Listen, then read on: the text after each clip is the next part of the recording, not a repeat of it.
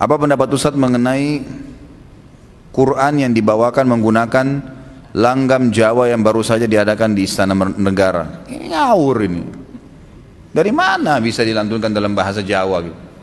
Matnya salah, tajwidnya banyak. Saya dengar cuplikannya, tajwidnya salah semua karena dipaksa. Ini teman-teman kita yang mengubah ke logat Jawa ini, mau nggak lagu Indonesia Raya deh diubah jadi keroncong? Mungkin mereka masih pertimbangkan, bagaimana bisa Al-Quran Kitabullah dimain-maini begini nih? Kenapa sih kalau dipakai tilawah Al-Quran dengan yang benar harus tampil berbeda? Nggak perlu, gitu kan? Ini Kitabullah bukan untuk dimain-maini, nggak bisa. Salah ini, gitu kan? Perilaku yang salah dan harus diingatkan. Semoga Allah berikan hidayah. Nggak boleh. Salah sekali. Dan ini kalau dibiarkan akan berkembang tuh kalau tidak diingatkan. Seperti kasus Kamal Atatürk di Turki. Pertama diubah dalam dialek Turki, lama-lama mengubah dalam bahasa Turki, sampai sempat di zamannya dia azan pakai bahasa Turki. Ini sudah ngawur, ini nggak bisa. Dimunculkan fanatisme, itu kan Arab, di negara Arab. Ini bukan masalah suku Arabnya, permasalahan memang Allah turunkan dalam bahasa Arab, memang begitu. Dan saya sudah bahasakan itu hari, ingat, suku dalam agama Islam, ragam suku, ragam bahasa, warna kulit, itu semua variasi yang Allah ciptakan untuk membuktikan kemahakuasaannya Dia, bukan untuk kita fanatisme. Apa bedanya antara orang Arab, orang bule, orang hitam, orang Melayu? Apa bedanya? Keragaman suku. Allah ingin menciptakan wa ja'alnakum syu'uban wa qabaila lita'arafu. Kami jadikan kalian bersuku-suku, maksudnya kalian saling mengenal satu sama yang lain. Maksudnya sini saling mengenal, bisa mengetahui ini dari suku ini, oh ini dari orang Cina, oh ini orang Arab, oh ini orang bule, oh ini orang Indonesia, orang Melayu. Untuk begitu saja. Dan makna yang lain yang lebih tepat adalah agar kalian bisa mengenal kemahakuasaan Tuhan kalian. Allah mampu menciptakan beragam macam itu, bukan untuk kita fanatisme. Dalam Islam haram hukumnya kalau dia sudah mengatakan saya, aku, bangga, sombong. Siapa yang dalam hatinya sedikit saja dari kesombongan seperti biji sawi, maka tidak akan mencium baunya surga, apalagi masuk ke surga. Islam mengajarkan kita kesamaan, tidak ada beda kecuali dengan ketakwaan. Inna akramakum indallahi atqakum. Orang yang paling mulia Allah, orang yang paling bertakwa, yang paling patuh, gitu kan. Jadi tidak boleh dibiarkan hal seperti ini, ikhwan dan akhwat sekalian. Ini keliru, perlu kita doakan, kita ingatkan semampunya. Ini bukan sedang menyalahkan individu ya, bukan. Dan mengingatkan secara global untuk tidak boleh dilakukan. Semoga Allah berikan hidayah. Saya melihat di YouTube seorang qari internasional yang murattalnya banyak dikagumi orang. Dia memiliki nyanyian juga ustadz, semisal Ya Tayyibah dan Ya Rahman dan Rahman Ya Rahman. Tidak ada suara musik dalam lagu tersebut. Apakah dibolehkan nyanyian terlebih yang bersifat sanjungan pada Allah dan Quran bila tidak ada suara musiknya? Boleh saja, tidak ada masalah. Bolehkah seseorang itu melantunkan syair, susunan kata-kata yang baik, pujian, dia lantunkan seperti nyanyiankah atau tidak? Maka secara umum ulama membolehkan, seperti seorang ibu menyanyikan anaknya sesuatu yang positif saja, gitu kan? Atau suami kepada istri, istri kepada suami, atau motivasi untuk muslimin agar mereka bergerak. Sebagaimana kita tahu musuh bergerak ini bekerja, seperti waktu Nabi SAW lagi menggali Khandaq bersama dengan para sahabat. Orang-orang muhajirin dan ansar saling melantunkan syair.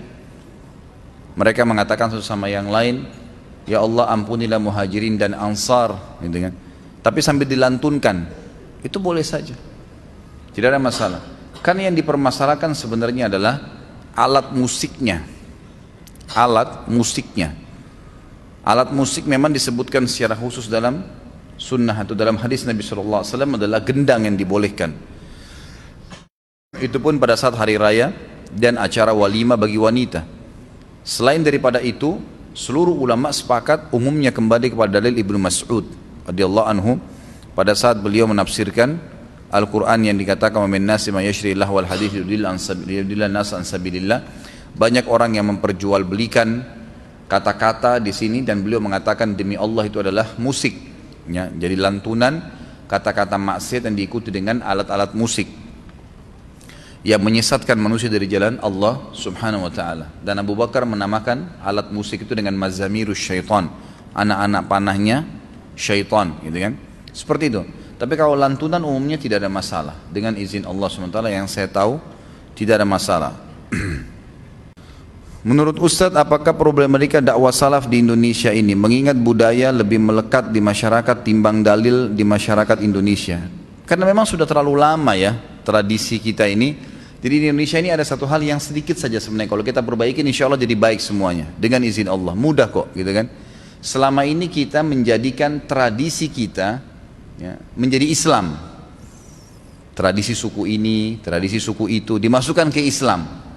Seperti ada tradisi orang-orang di Indonesia, suku-suku tertentu sebelum masuk Islam mungkin mereka terbiasa dengan ilmu-ilmu hitam, ilmu sihir. Begitu masuk Islam ditarik itu ke Islam. Ada tradisi suku-suku kita di Indonesia kalau menikah perempuannya harus terbuka, ditarik ke Islam gitu kan. Ini nggak boleh mestinya, ini harus diubah persepsi. Lalu bagaimana Ustadz? Jadikan Islam sebagai tradisi, itu yang benar. Tarik Islam menjadi tradisi kita. Pakaiannya, makannya, menikahnya, ekonominya, semuanya Islam. Sehingga kita punya standarisasi yang memang itu Allah inginkan. Kita berada di Afrika, berada di Eropa, berada di Jazirah Arab sama saja. Haram babi ya haram bagi semua muslim dari turunan manapun gitu kan. Azan masuk waktu sholat semuanya sholat dan sama cara sholatnya. Sama, bukan Jazirah Arab subuhnya 3 misalnya, Indonesia 2, enggak. Semua sama, 2 rakaat sama. Berdiri di saf juga disamakan. Seperti itu. Kalau saya melihat sebenarnya permasalahan dasarnya di situ. Kita belum menjadikan Islam sebagai tradisi kehidupan, tapi kita jadikan tradisi kita sebagai Islam, dimasukkan ke dalam Islam. Maka akhirnya berwarna-warnilah Islam itu. Padahal Islam cuma warnanya satu, putih saja, terang benderang. Nggak ada kegelapannya Islam itu. Halalnya jelas, haramnya jelas. Nggak ada sesuatu yang butuh diragukan. Semuanya jelas bagi kaum. Yang penting mereka mau belajar. Kalau menurut saya Allah alam itu yang paling mendasar yang harus diperbaikin. Jadi bagaimana kita menjadikan Islam sebagai tradisi kita. Ustadz, apa hukumnya berpolitik dengan partai dan apakah Ustadz setuju dengan partai-partai Islam Indonesia yang berpolitik dengan sistem demokrasi seperti di Indonesia? Hukum berpolitik, politiknya ya, saya bicara politiknya, nggak ada masalah dalam Islam. Kalau politik ya, dalam Islam politik dibolehkan. Tentu Nabi SAW mendirikan negara Islam di Madinah, Khulafaur Rasyidin, kan gitu. Itu semua dengan politik tentunya. Tapi kalau politik dengan partai, Allahu alam ya, ini kalau saya pribadi ya, saya tidak tahu apakah memang harus itu menggunakan partai atau tidak, tapi saya melihat kecenderungan pendapat ulama mengatakan lebih baik tidak. Kecenderungan pendapat ulama ya. Dan saya melihat selama ini ada teman-teman partai yang mengajak saya bergabung Ustadz, saya selalu menghindar. Tapi saya tidak menyalahkan. Silakan kalau Anda menganggap itu adalah ijtihad, itu adalah upaya Anda, itu silakan untuk kemuliaan Islam, itu hak Anda. Apalagi kalau partai-partai itu membawa agama Islam ya.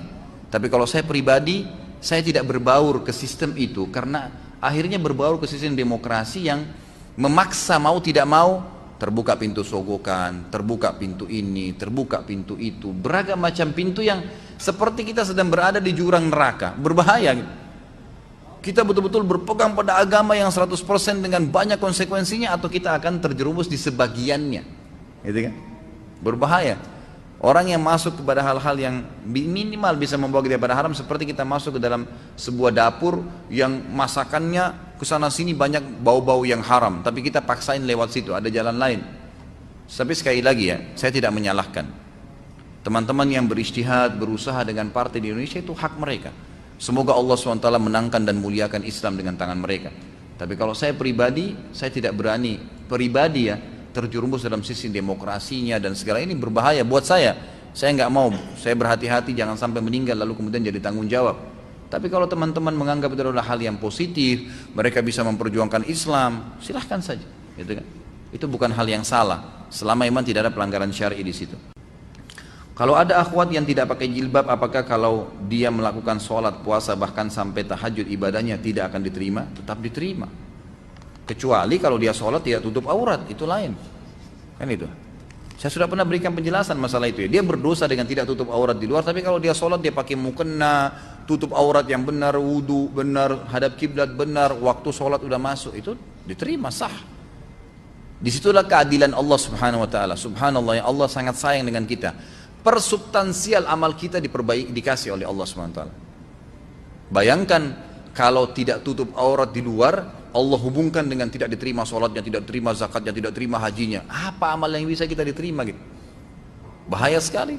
Satu kesalahan kita di luar bisa ditarik ke semua ibadah tuh luar biasa. Nggak ada lagi amal yang bisa kita lakukan. Tapi Allah SWT dengan kemahadilannya masing-masing diberikan syarat dan rukun, gitu kan? Maka diberikan sesuai dengan porsi itu. Begitu pula dengan orang salah.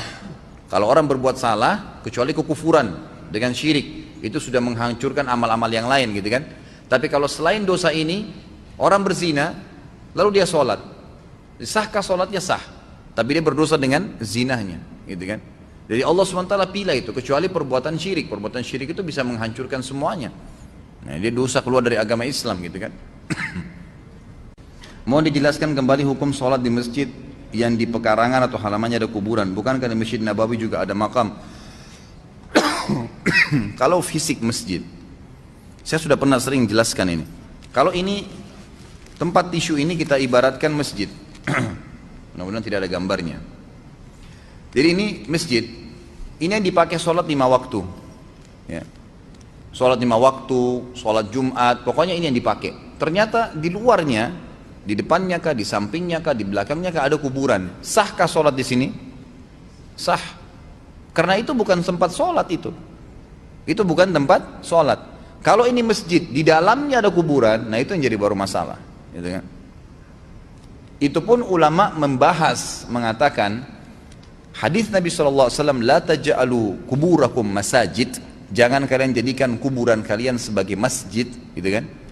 Diambil pemahamannya cukup luas ya para ulama. Dikatakan kalau seandainya masjid ini ada duluan, lalu kuburan di dalamnya, sengaja kuburan dimasukkan ke dalam masjid, maka kuburannya harus dibongkar supaya masjidnya bisa dipakai sholat. Dibongkar maksudnya dipindahin ya, di tempat yang lebih baik, jangan dalam masjid.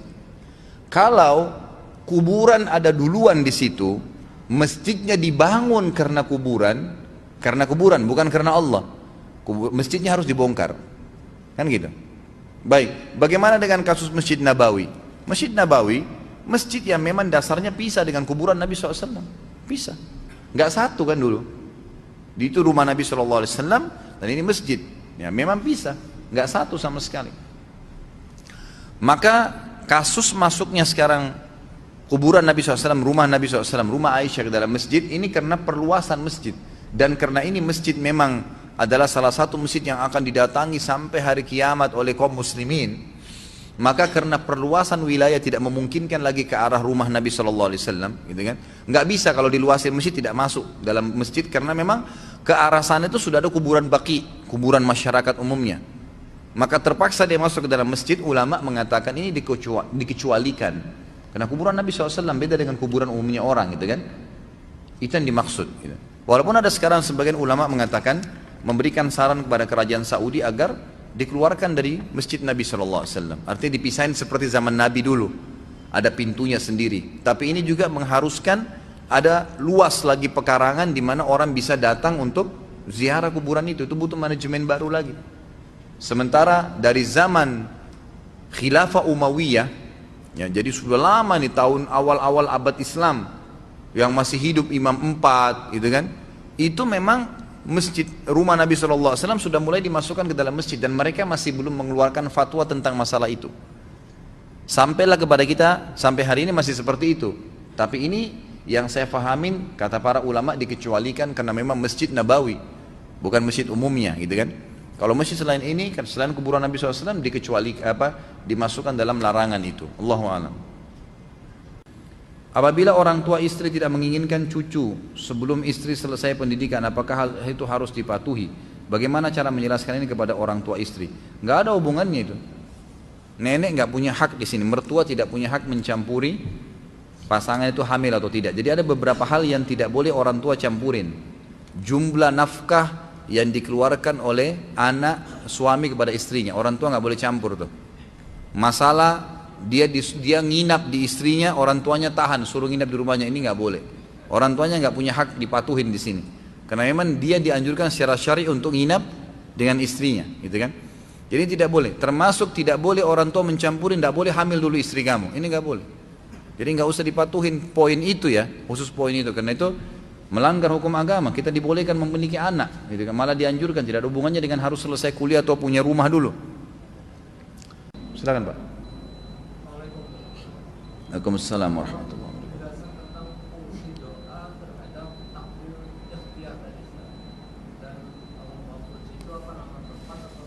Apa itu?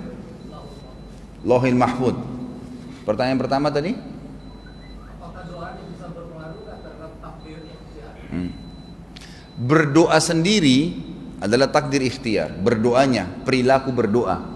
Allah siapkan fasilitas doa, tinggal kita mau lakukan atau tidak kan? Kalau kita lakukan berarti ikhtiar kita.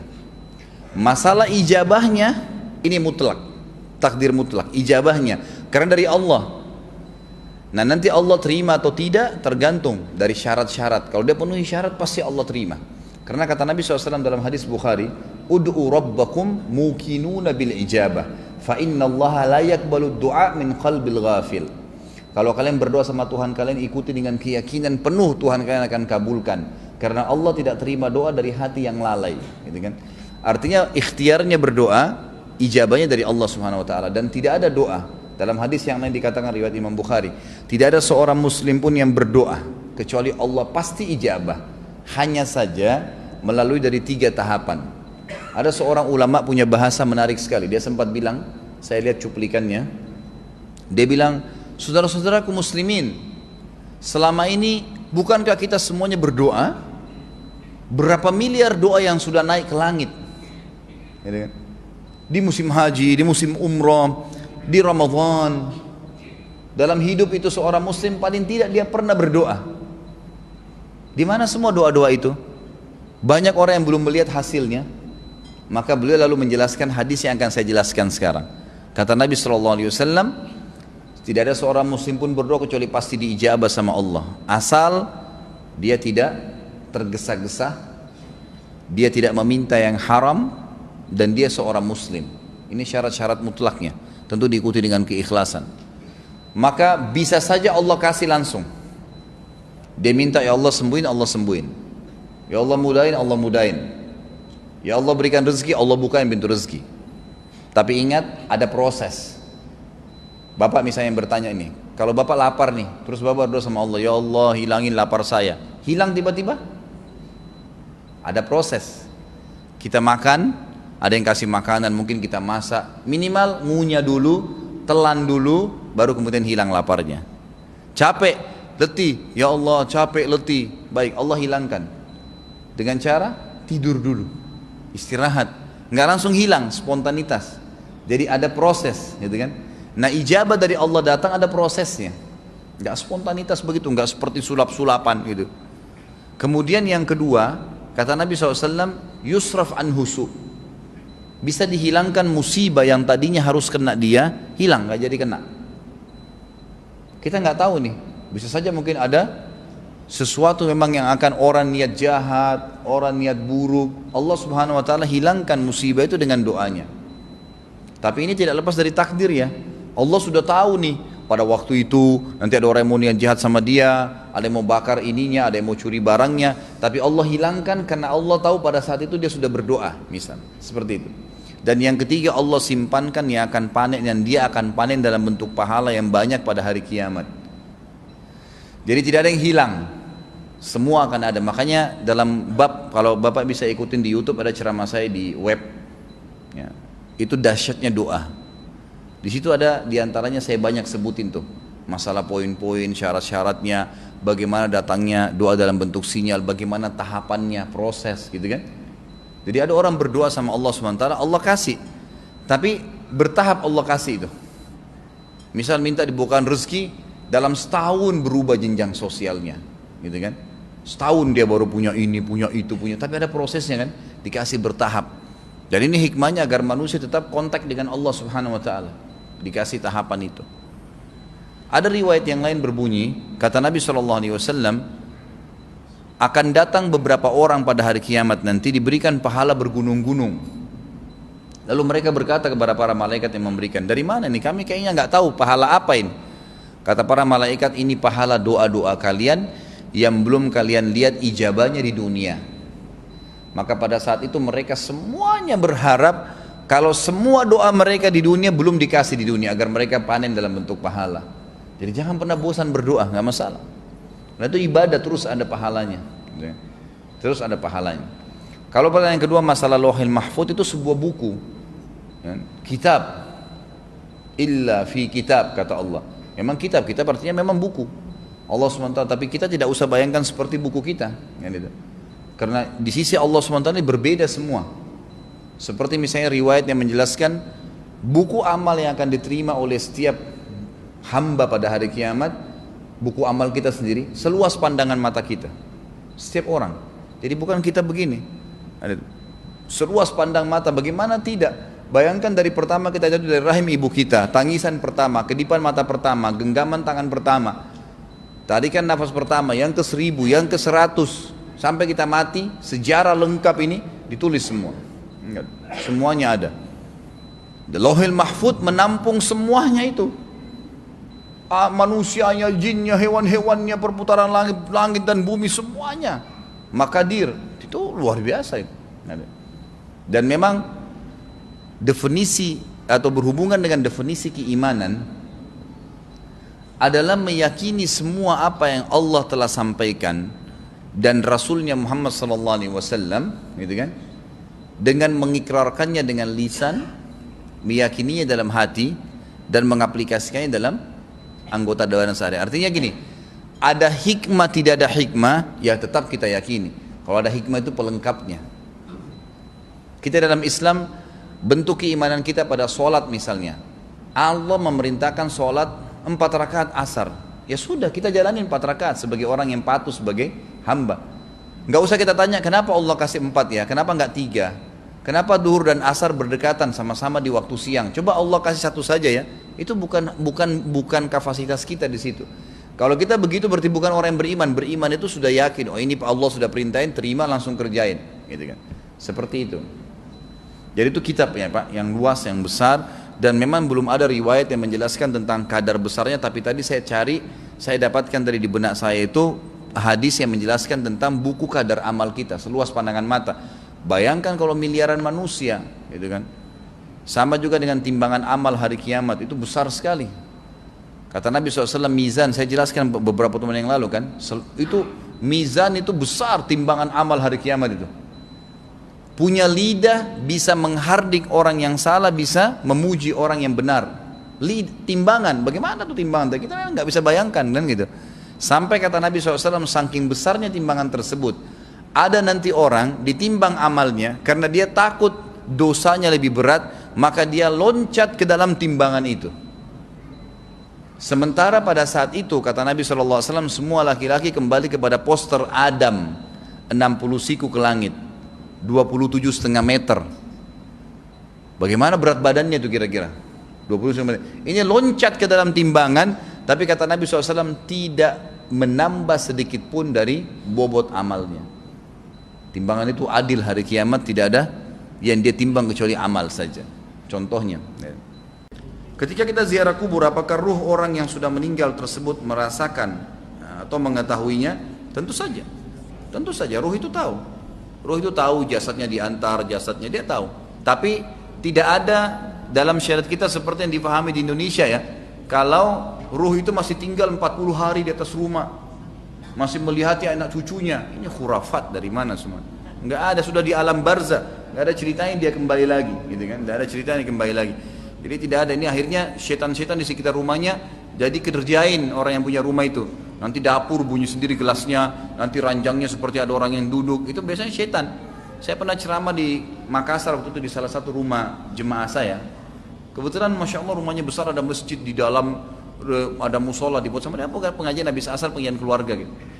Lewat satu anak perempuan dekat kolam renang, saya tahunya semua keluarganya sudah ikut di situ. Kemudian lewat perempuan ini, saya biasanya tidak tanya gitu. Tumben saya waktu itu terpikir tanya, saya bilang, Pak siapa ini, kok nggak ikut taklim? Oh itu anak saya Pak Ustadz. Kebetulan saya waktu itu baru 2 kali taklim, isi taklim. Jadi orang tuanya pun masih belum paham sekali agama. Terus saya tanya, kenapa nggak ikut Pak? Oh ini anak saya beda. Loh kok beda, kenapa? Dia kalau malam Jumat kedatangan ruh kakek saya. Kok bisa ruh kakeknya? Iya, dia kalau malam Jumat, Ustadz, dia sebelum maghrib dia matikan lampu, dia masuk ke kamar kakek saya, dulu pernah tinggal di rumah sini. Kemudian dia minta kopi yang kakek saya suka. Terus saya bilang, sudah Pak, sudah. Saya yang lanjutin ceritanya. Kaget dia, kok bisa Ustadz yang lanjutin? Iya, saya udah tahu ceritanya nih. Dia kaget, saya bilang iya, pasti setelah itu dia tidak akan sholat maghrib anak perempuan ini. Dan keluar suara laki-laki kan, seperti kakeknya. Iya benar Ustaz. Baik. Kemudian dia akan tanya kabar kalian kan? Iya. Setelah berkembang waktu mereka, dia akan bilang, nanti suruh terka, masalah jodoh, masalah rezeki. Iya benar Ustaz, itu syaitan. Permainan syaitan. Karena adanya keyakinan ruh orang mati masih ada di sekitar rumah. Ditunggangi sama syaitan. Anaknya bapak harus diruqyah itu. Bunuh syaitannya itu, nggak boleh. Gitu kan? Seperti itu mereka lakukan. Jadi jangan sampai keyakinan yang salah ini membuat kita dikerjain oleh syaitan. Nggak boleh. Orang Islam tidak menjalankan sholat fardu, apakah amal ibadahnya yang lain akan tertolak? Mohon penjelasannya Ustaz. Setahu saya tidak, tetap aja diterima oleh Allah Subhanahu Wa Taala. Tetapi kalau dia meninggalkan sholat itu jahdan, bangkang, nggak ada sholat misalnya, nah itu sudah kufur, berarti semua amalnya tidak bermanfaat. Tapi kalau takasulan, malas-malasan saja, maka insya Allah ini amalnya tetap diterima yang lainnya. Ustaz, saya baru menikah 1 tahun. Antara syarat nikah saya tidak ingin ditinggal di Kalimantan. Suami terima itu, namun qadarullah 3 bulan lalu saya dipaksa suami pindah, tapi suami di Jakarta. Gara-gara itu saya ditinggal suami hingga saat ini tanpa nafkah, tanpa komunikasi. Waktu itu saya diusir pulang ke orang tua. Apa nasihat Ustaz untuk saya? Ini ada hubungannya dengan qada dan qadar lain. Ini subhanallah, di setiap pengajian selalu saya ingatkan, kalau kita bahas sesuatu tema, jangan lagi bahas masalah rumah tangga, masalah hukum riba, itu lain, itu ada babnya ya. Itu ada babnya. Dan kalau mau ada masalah seperti ini, konsultasi bisa via SMS, bisa di WhatsApp saya, atau bisa nanti setelah selesai materi, jadi lebih luas ya. Karena gini, kadang-kadang ada efek yang negatif dari pertanyaan ya. Tolong yang bertanya jangan tersinggung, saya tidak, insya Allah saya akan jawab sebentar lagi. Tapi saya ingatkan begini, tadi yang kita bahas 1 jam lebih itu gitu, semua itu ilmu yang padat gitu. Ini bisa buyar hanya karena pertanyaan, bisa buyar itu. Jadi minimal ada yang hilang karena masuk informasi lain yang berbeda kan itu. Makanya lebih baik fokus gitu kan, berhubungan dengan masalah takdir, qada dan qadar ini. Itu yang penting untuk ditanya. Kalau masalah rumah tangga, kadang-kadang subhanallah saya bahas masalah apalah ya, masalah hal-hal yang mendasar berhubungan dengan masalah akidah. Kemudian pertanyaannya jauh sekali gitu, nah, jauh dari tema, tidak masuk di situ. Maka saya sarankan untuk tidak seperti itu. Baik, masalah rumah tangga, memang ada sebuah hadis Nabi SAW memang mengatakan al-mu'minuna ala syurutihim. Hadis sahih riwayat Imam Muslim. Artinya orang mukmin harus mengikuti syaratnya. Sebagian ulama Hanafiyah mengatakan seorang wanita boleh memberikan syarat selama tidak bau maksiat kepada Allah sebelum nikah. Sebagaimana calon suami boleh memberikan syarat. Di antara syarat seperti ini, kalau si perempuan sebelum menikah mengatakan, saya terima lamaran Anda, tapi dengan syarat saya nggak mau keluar dari Kalimantan. Kalau suami sudah mengatakan, calon suami iya, dia nggak boleh paksain, nggak boleh. Ada syarat, kecuali si istri yang tanazul itu artinya baiklah kalau gitu, saya ikut sama kamu. Nggak boleh setelah nikah dia bilang, kamu kan dalam Islam harus patuh dengan suami. Nggak bisa, syarat Anda sudah sepakati, gitu kan? Jadi jangan iyakan syaratnya. Misalnya kita bilang, oh nanti dilihat, gitu kan? Nanti kita pertimbangkan, kita nggak tahu apa yang akan terjadi nanti. Itu lebih baik daripada kita mengiyakan. Termasuk dalam pernikahan, kalau ada seorang wanita mengatakan, saya terima lamaranmu tapi kamu jangan nikah lagi, misal. Si laki-laki mengatakan iya, nggak boleh dia poligami, nggak boleh. Dia terima syaratnya, kan gitu. Kecuali si istri ridho. Di sini babnya ridhonya nih. Tapi kalau dia bilang saya nggak bisa terima itu, karena itu hukum Allah dan kita tidak tahu, gitu kan? Itu masalah saya nikah lagi saya tidak tahu, nanti dilihat. Itu kita jelaskan apa adanya. Kan gitu, seperti itu. Jadi tidak boleh ada syarat yang sudah diiyakan. Ini jadi syarat. Jadi di sini kalau saya tangkap pertanyaan ini, maka si suami berdosa, nggak boleh. Apalagi dia sampai memberhentikan nafkah.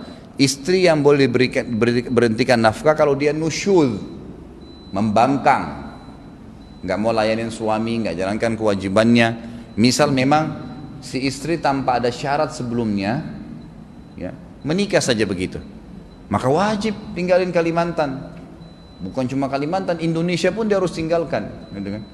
Kalau emang itu syaratnya nggak bisa, suaminya tinggal di mana misalnya, dia harus ikut.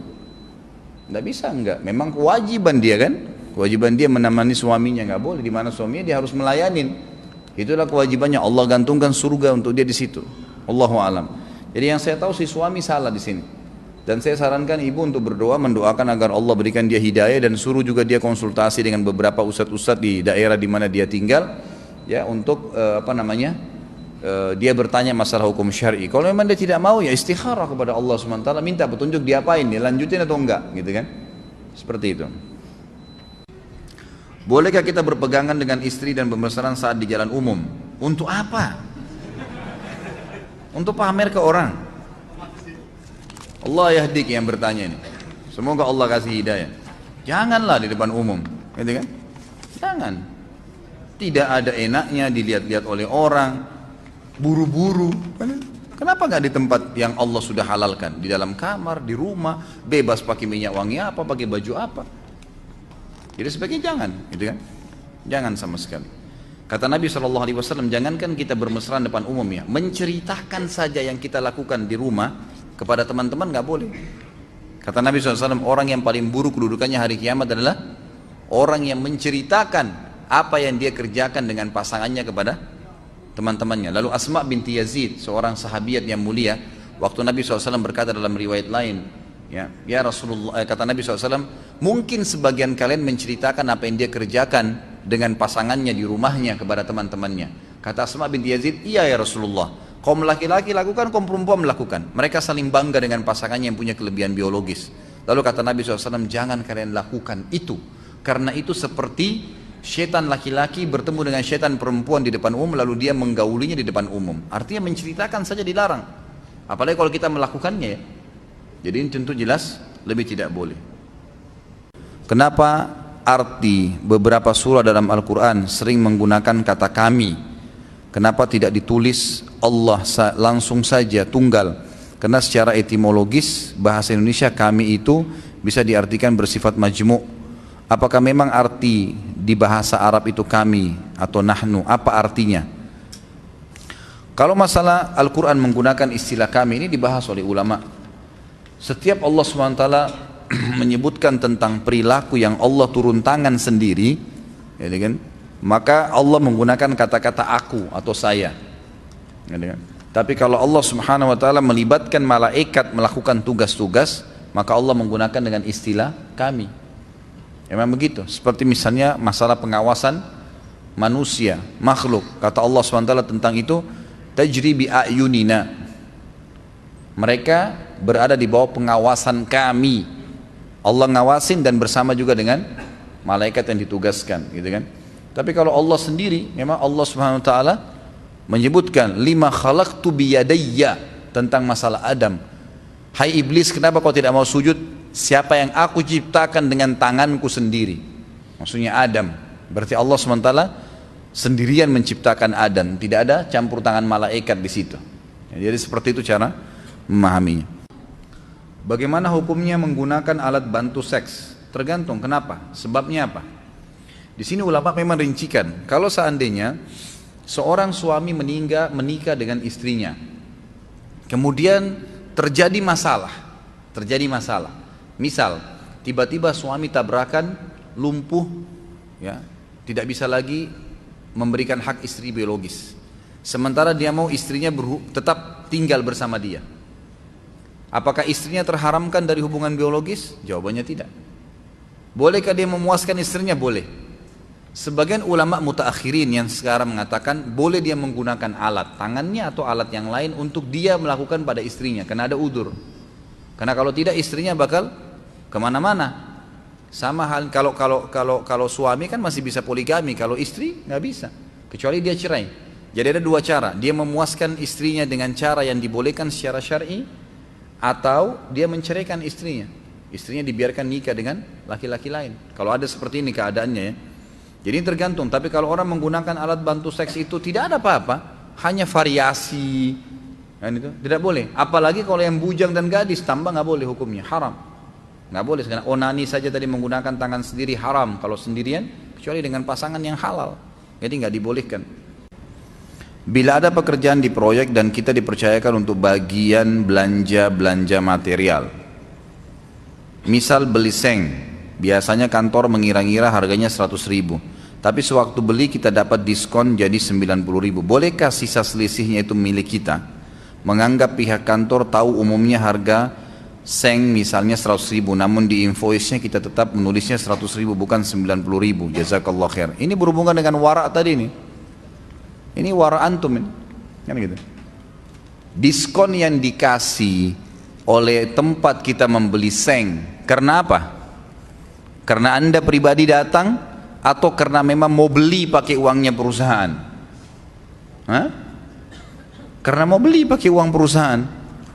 Kalau Anda datang sendiri sana, Masya Allah, Masya Allah. Seseorang datang ke perusahaan mau belanja, dia bawa uang perusahaannya dia, kemudian dikasih diskon. Kenapa dikasih diskon? Karena dia atau karena uangnya? Hah? Karena uangnya. Karena ada pembelian, maka dapat diskon kan? Kalau dia datang sendiri tidak bawa duit dikasih diskon. Berarti berhubungan dengan pembelian. Uangnya milik siapa? Perusahaan. Ya harus dia kembalikan ke perusahaan. Jujur. Ini tadi anggaran dikira-kira oleh perusahaan 100.000 supaya nanti tidak perlu bolak-balik. Ini uang 100.000, ini harga maksimal. Nanti dapat diskon 90.000. Punya perusahaan, sampaikan apa adanya. Ini tadi saya beli karena kita belinya banyak, sekian banyak ya. Jumlahnya didiskon 10%. Jadi dapat cuma 90.000. Ya laporkan apa adanya. Kalau invoice-nya dipalsukan, ditulis 100.000 padahal kita beli 90.000, lalu kita menganggap uang itu halal buat kita, ini tidak boleh sama sekali, haram. Tidak boleh sama sekali, uang itu haram, gitu kan? Bukan hak Anda itu. Apalagi Anda terikat kontrak, ya, terikat kontrak di sini. Beda kalau dalam bisnis. Saya menawarkan sebuah produk kepada seorang teman. Misal saya katakan, saya akan menjual kacamata, dompet. Dompet ini saya akan jual kepada kamu 100.000 rupiah. Ini contohnya. Mau nggak? Kita sudah tahu dompet itu harganya di pasar yang kita bisa dapatkan 70.000. Emang kita mau dagang? Sudah ada contohnya, ini contohnya. Saya jual 100.000, mau nggak? Dilihat, oh ya saya mau pesan. Nggak apa-apa, dia bayar 100.000, kita kembalikan atau kita berikan barang itu, barangnya dengan harga 100.000. Nah kita sudah sepakat, bisnis lain. Tapi kalau kita bekerja menjadi pegawainya orang lain, nggak boleh. Sama sekali nggak boleh. Bagaimana bisa kita bawa namanya perusahaan, kita belanja dengan uangnya perusahaan, lalu kemudian kita mau ambil hasilnya? Nggak boleh ini akhirnya. Jadi ini mungkin perlu teman-teman yang sudah terbiasa hadir di pengajian saya mungkin tahu. Kalau yang baru hadir mungkin saya beritahukan, saya termasuk punya ciri khas yang saya sengaja sendiri lakukan di pengajian saya. Saya tidak pernah fokus ke satu pendapat. Saya selalu melihat, berusaha mengumpulkan pendapat-pendapat tersebut dan saya angkat di tengah-tengah umat. Sehingga umat ini bisa memahami dan bisa memilih mana yang paling sahih menurut mereka. Karena kadang-kadang subhanallah, ada ikhwah-ikhwah yang baru nuntut ilmu. Saya juga termasuk orang-orang yang masih baru menuntut ilmu, saya dan anda sekalian masih menuntut ilmu. Tapi ada teman-teman kita yang baru hadir beberapa di majelis ilmu, sampai masalah mencukur kumis, ya, tipiskan dan mencukur habis ini menjadi satu perbuatan yang besar bagi dia, gitu kan? Jadi seperti sudah satu pelanggaran. Kalau yang pegang pendapat kedua, kalau cukur habis ini berarti pelanggaran. Tinggalin kumisnya walaupun sedikit, seakan-akan orang itu buat salah. Yang pegang pendapat cukur habis, kenapa tidak dicukur habis, dibiarin begitu, diolok-olok temannya. Padahal sebenarnya ini cuma sunnah, gitu kan?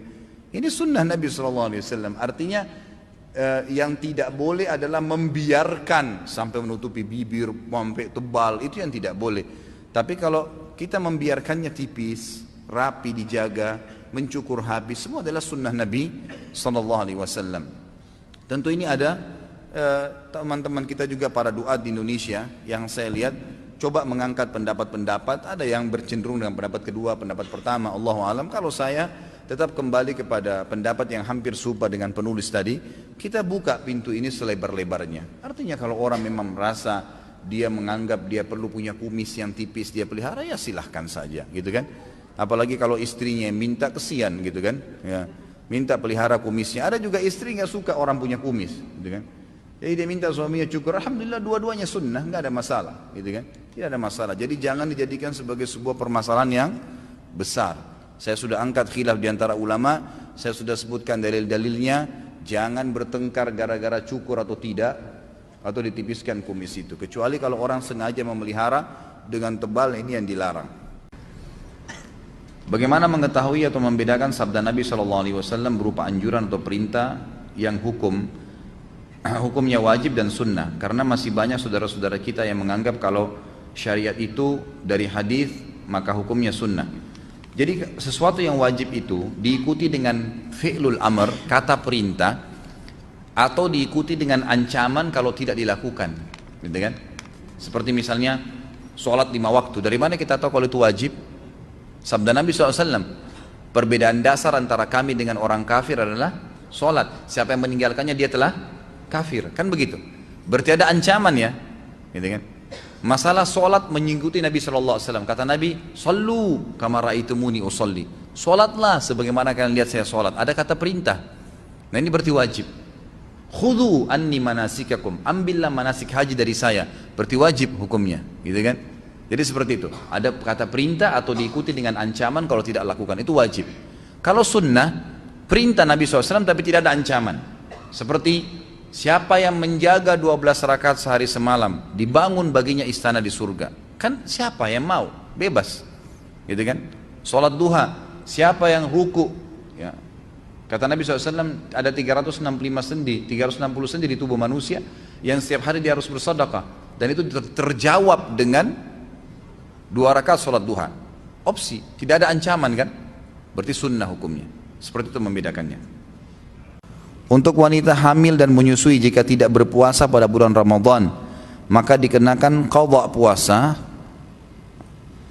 Qadha puasa apa? Atau mungkin ya, atau membayar fidyah, Ustaz. Ini khilaf di antara ulama. Yang lebih afdal dia menggabungkan keduanya. Jadi kalau dia misalnya tidak bisa memang puasa, kalau dia bisa puasa alhamdulillah. Kalau dia tidak bisa puasa, nanti kapan dia sudah selesai melahirkan, sudah sehat, dia bayar puasa dengan bayar fidyah, itu lebih baik. Dia puasa dengan dia bayar fidyah. Fidyah itu 2,5 kilo beras per hari. Tinggal dikali jumlah hari yang tidak bisa. Ada pendapat yang lebih ringan, ini juga boleh dipakai.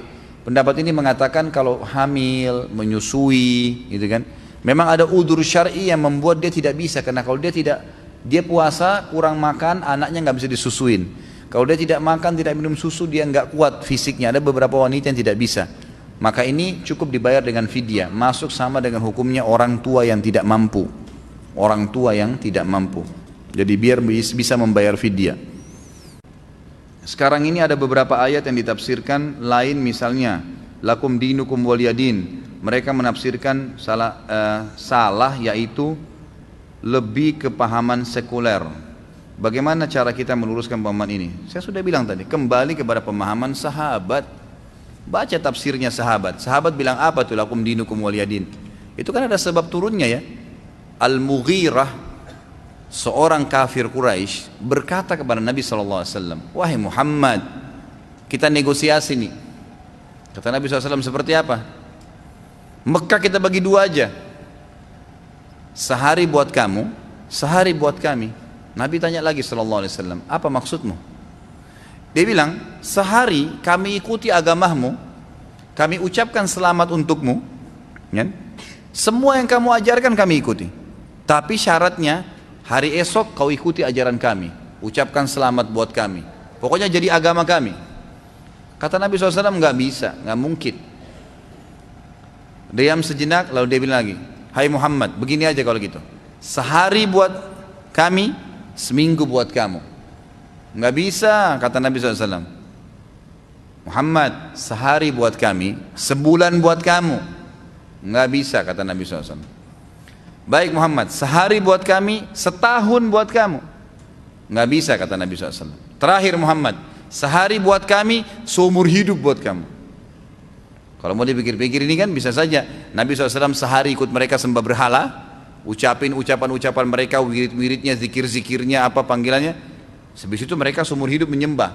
Kata Nabi SAW, tidak bisa. Jibril langsung turun bawa surah Al-Kafirun. Itu sebab turunnya, gitu kan?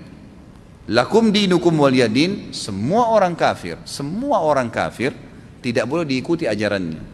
Jelas sudah, itu maksudnya. Menurut nazilah. Masalah niat untuk sholat Ustaz. Kenapa ada yang bilang tidak usah melafadzkan usolli farda, lalu niat apa yang dibaca ketika mau sholat? Memang itu tidak pernah ada contoh dari Nabi SAW, makanya kita tidak lakukan, gitu kan? Pernahkah ada sebuah hadis dari Nabi SAW, Nabi mengatakan kepada para sahabat, kalau kalian mau sholat, bacalah usolli farda, salatid duhur dan seterusnya. Belum pernah ada satupun riwayat, semua bab sholat membahas masalah itu.